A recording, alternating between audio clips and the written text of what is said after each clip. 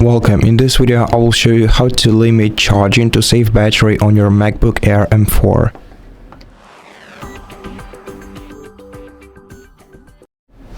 In order to do this, you have to open the Apple menu in the top left corner of the screen and go to System Settings.